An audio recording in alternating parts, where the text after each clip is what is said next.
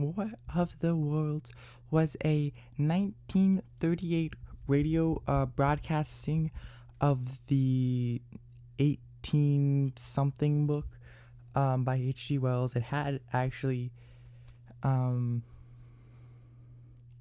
it was really interesting to listen to, and it's obviously very famous piece of like American, like archaic American pop culture, um, inciting wide panic and um, unrest in America. You know, uh, even being so far as because the reason it caused panic was it was obviously like kind of right before World War II, so much right before World War II that Hitler cited it in a speech he did, um, to kind of prove how unstable America was. So that's crazy piece of trivia.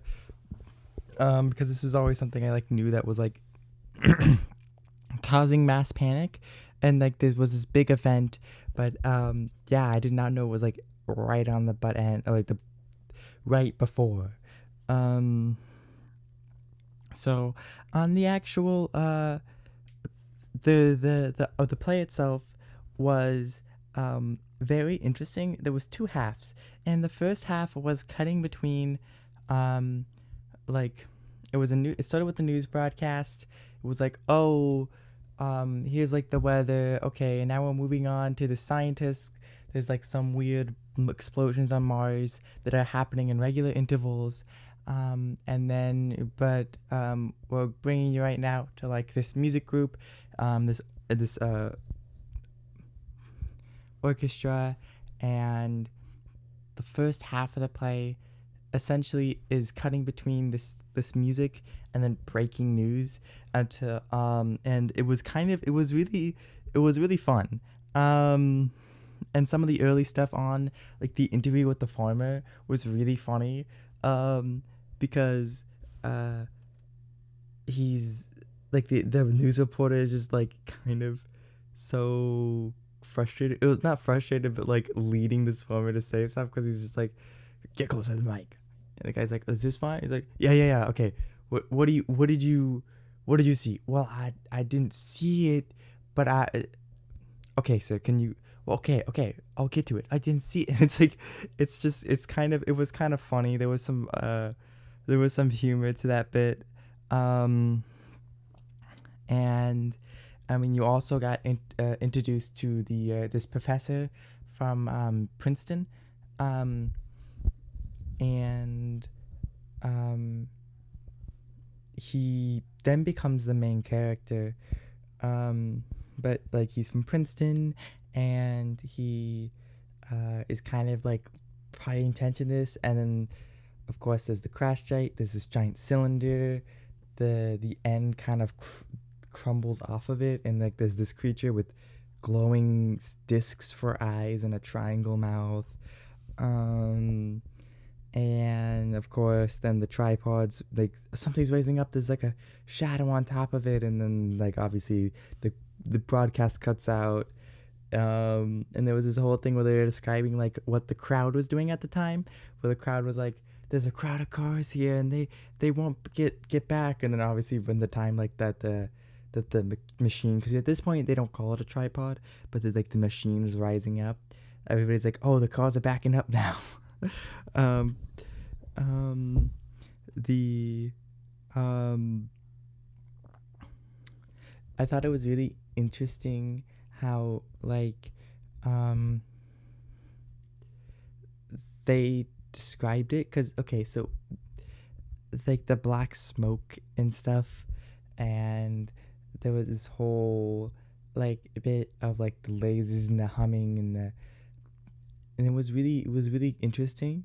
There's a minifigure game called Wings of Glory, and there was an expansion called Tripods and Triplanes that I played with my dad, and I didn't like. Okay, obviously I knew that tripods, like this thing, came from War of the Worlds, and but I didn't like they kind of matched it exactly. Like I didn't know that the black smog is something that these have, and then like they're described as like the heat rays, where it's like basically charging particles in the strum, hitting them against a mirror, reflecting them, and then it destroys anything. It scorches things in its path, which it was really interesting because they were originally describing them as not going. They were like avoiding cities and like forest areas, but they were burning down bridges and telephone lines.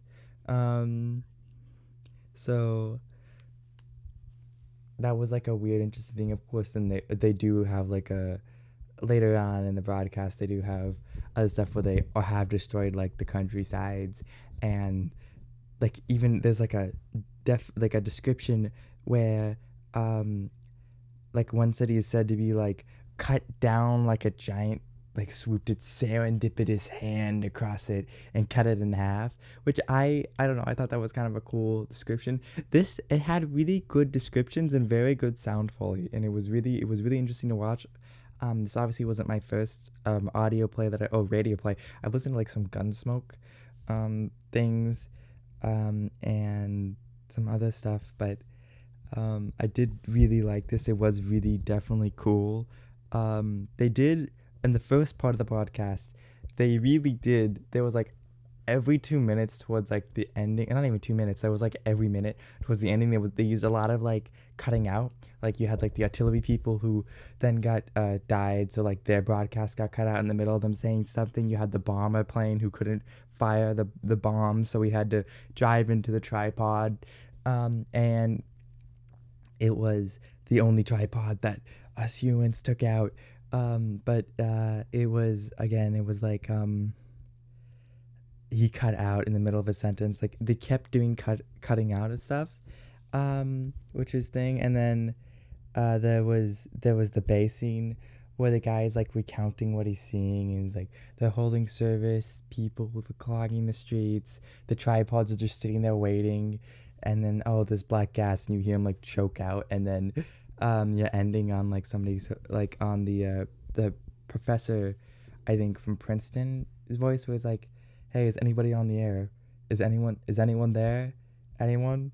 And it's just, and then it cuts to break, which is really, it's really funny because that first half is apparently what caused the panic, but I want to get into that more after it because I do want to finish. The second half of the story was told from the perspective of the university professor who is writing down like a log of what happened in a book, and it's really interesting. Like there's the description of like him meeting a squirrel and then like sharing the same expression of being glad that they saw another living thing. There's this really interesting thing where um like the meeting with this guy in a doorway, and he's explaining how that they're gonna build a resistance force, and like how they're gonna need the smart ones to train it, and they're gonna take the tripods over and eventually become rulers of the world. And the professor goes away with them because he's like, we're gonna kill both these Martians and humans. And then he's like, well, I'm not gonna help you if you're gonna kill both. If your goal is to like, that's not a future I'm walking towards. And so he walks away. And then of course the ending of the story, which I thought is the most. It's like such an old story writing way to end a story, and I do always find these ones so like that makes sense. And um it's like ending with such a heavy-handed moral, but also it's just like, that's probably what would happen, is that the Martians are found dead in this New York park, um because disease got to them, because their immune systems couldn't handle earthborne diseases. um so you know it's like one of those things where it's like, this is that makes sense, and it's kind of a funny ending because it's like, okay, but it's kind of, I thought that was a good way to end it, honestly. Um, and then of course I also listened to the apology broadcast where he was interviewed by reporters, and he's like, why did you do this? Why you were scared everybody? Like, and I thought one of the questions that one of the reporters asked was, should this be legal? And he was just like, um, I don't know how you would write a law against that. Like, I don't know what law you want them to write to protect against something like this happening again. And of course, in later years, people kind of say that the broadcast maybe hit 3 million people, and like most of those people did know. And if they okay, again, the first half, the broadcast is only like an hour long, so the first half was only like 30 minutes. So you had a time period where they had to have tuned in right after the disclaimer that things like this was a radio dramatization, and then before the commercial break in the middle. So that's like there was like it's probably not a lot of people got shocked by it. Um, and like the thing was overstated. Like people at the time, like newspapers are saying like people committed suicide and stuff, but really no evidence of that has ever been found. And of course, radio at this point is a new medium, so it's kind of it's like people kind of speculate that the newspapers were kind of pushing that this was like a big scare tactic because you know radio is directly in battle with newspaper at this point. So that was kind of um something interesting. Um, and of course, because the invasion starts in Grover's Hill, which I looked it up. It's a real place. It has a little plaque. And I think that would be kind of a cool place to visit. Be like, if I'm ever anywhere near that part of the contiguous states. I don't know. I feel like that'd be a cool place to be like, oh, let's stop. Let's see the plaque. Um, let's go to the little barn, and then just shuffle out of town. Um, but yeah, uh, it's kind of a funny little piece of history, and of course there was a second radio broadcasting. There was a different dramatization of this same novel in 1955, 56 in 55, 56, and which I also kind of want to hear, but I haven't gotten around to it yet. And then I was looking into like other medias based around this kind of famous IP. Um, Apparently, as of like 2 days ago or something, there is a new War of the Worlds movie with Ice Cube in it. I don't know what the hell Ice Cube is doing in a War of the Worlds movie.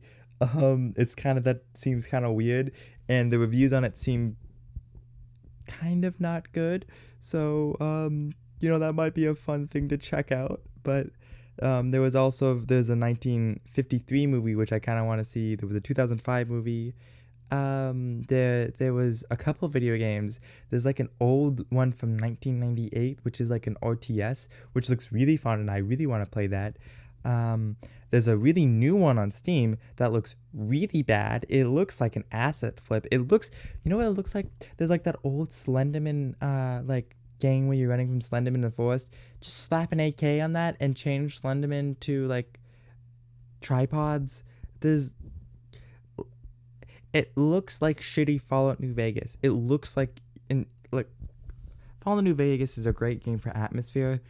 Not a I in story. I don't think the gameplay on that is like that good because the gameplay is kind of boring. It has the same loop over and over again. The story is great, but the gameplay loop is kind of um in my opinion. Um but it looks like a shittier version of that. It looks so asset flippy, and it's like, okay, that's kind of sad. Um, and then there was a couple TV shows, but yeah, it was a really interesting thing to listen to. That I may have heard it before because the plot points are kind of familiar, but it's also one of those things where it's like, did I listen to this before? Is this just such a big sort of part of this culture that like I already kind of know the story to it. But nonetheless, it was really interesting to listen to, and I enjoyed it.